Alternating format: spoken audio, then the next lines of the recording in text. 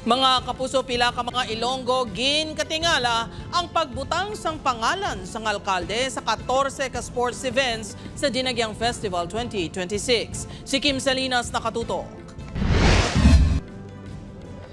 Nangin viral sa social media ang post sang head sang Youth and Sports Development Division sang Iloilo City LGU tuhoy sa 22 ka sporting events para sa Dinagyang Festival 2026.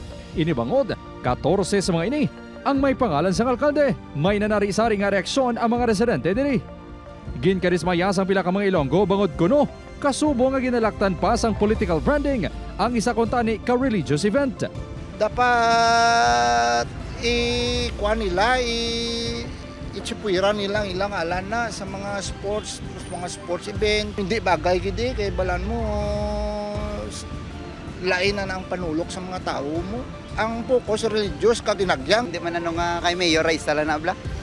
Di syempre ang daw Dinagyang nga ano na mo kay Santo Niño na mo. Apang para sa estudyante nga si Journal. Para man sa syudad sang Iloilo ang duma-promote ng mga sports ni Mayor. Patag sang opisina, ini ang luyag sa mga private organizers.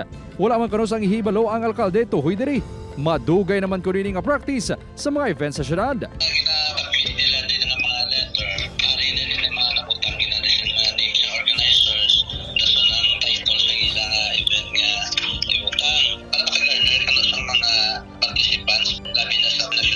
Ginklaro man sini kung nga gindelete sini ang post.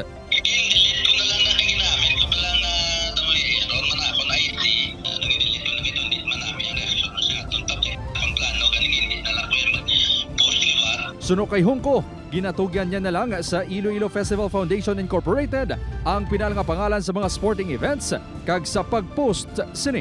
Upod kay Cirilo Renduque, Kim Salinas, 1 Western Visayas.